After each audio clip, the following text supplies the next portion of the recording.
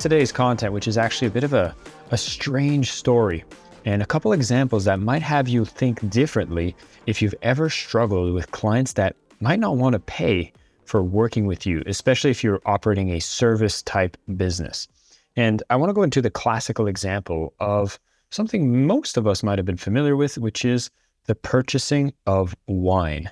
Now, as someone who hasn't been drinking for 6 years, although I have to admit, in my 20s, love wine. I still have so much respect for the art of creating wine. And when I would go into a liquor store to buy wine, there would be wines at different prices. And for some reason, I would always find myself gravitating towards a more expensive bottle of wine as a way of knowing, feeling more secure that if I pay a little more for the wine, the chances of it tasting better were actually increased. An interesting psychological trick, but we can see ourselves do this in our decision-making very often, that when we see the cheapest option available, we'll often associate that with maybe lower quality. Interesting. I want to speak about a different story, which is a friend of mine was looking to learn about how to build a business online. And we felt like the only thing that he was missing was he needed more information. And lo and behold, he found himself going through the internet, maybe going into the more dark web areas of the internet, and he found this gold mine. It was this product where for something like $20 had access to tens of thousands of dollars worth of online courses from how to run Facebook ads, YouTube, LinkedIn, building Facebook groups, doing any kind of affiliate marketing, email marketing. In essence, somebody had stolen so much of the programs from the authors and authorities that we know and respect, had put it all together into a giant file and was offering it illegally for $20. I'm not here to rat out on my friend, but here's what's very interesting is he purchased this and now had access to all of the best information out there for any topic when it comes to building businesses. Interestingly enough, the friend still doesn't have the abundant success that many of these programs promise.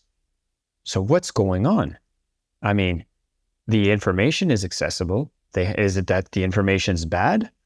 Well, if you look at the login records, well, the friend hadn't been accessing the material as thoroughly as you would expect if you had found the most important information in the world at your fingertip.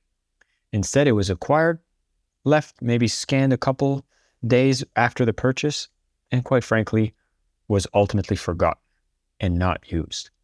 What a strange concept. The fact that you've paid so little to get so much, we find ourselves not valuing that information the same. And so I bring these stories forward because as much as we find that sometimes information is what we feel we are missing to get us to the success that we're looking for, if only we had that piece of information, we find ourselves in an age where most of that information is accessible. Now, I'm not suggesting for anybody to go illegally purchase some materials. No, instead, I'm suggesting that a lot of the answers that we're looking for are already accessible for free on platforms such as blog posts, YouTube videos, multiple mediums. We've had so many episodes on this podcast where we share specific strategies.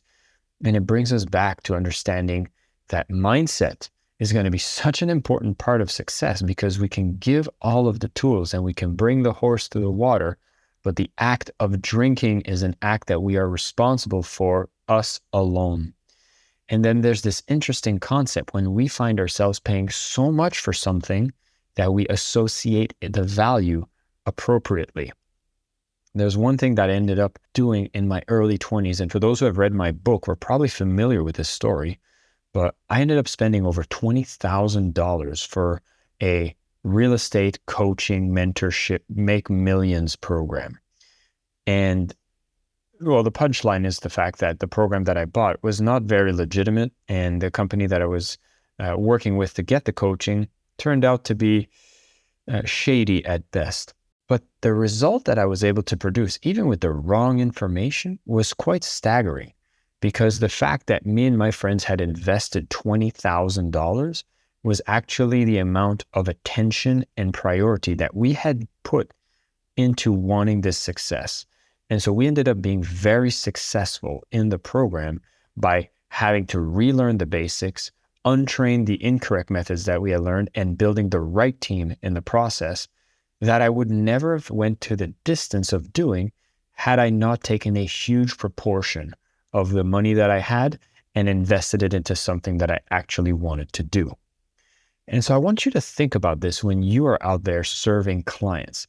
There is oftentimes that I do advocate that if you're at the beginning stages, that you need to just maximize the amount of conversations that you have with people that you could potentially work with. We need to get out of our own heads and into the heads of the potential clients so that we start building things that truly solves problems for them. This would be the portion of the journey that I suggest for you to do free work. But quite quickly, I would highly suggest for you to actually not give away what you do for free, because giving away for free often gives it the same value, which is none.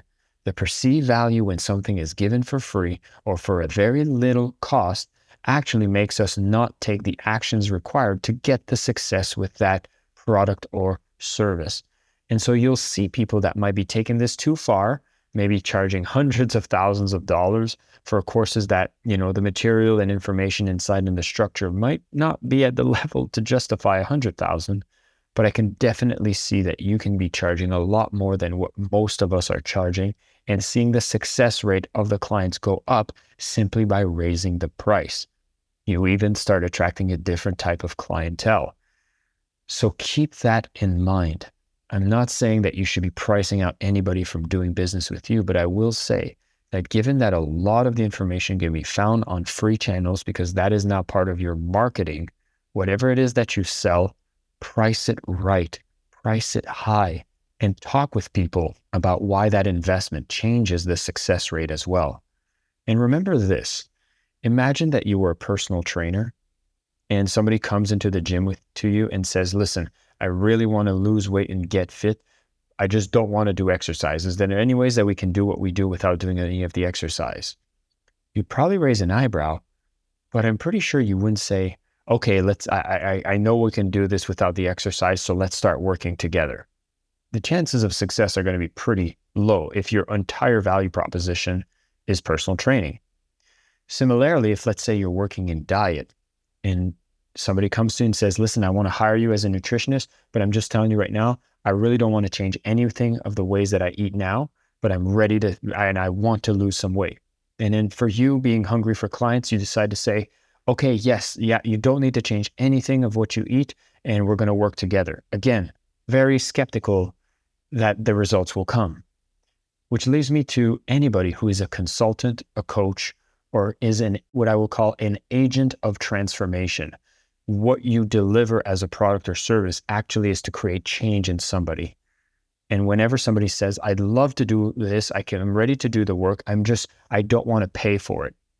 Well, remember, that will be a cost that will come with a transformation.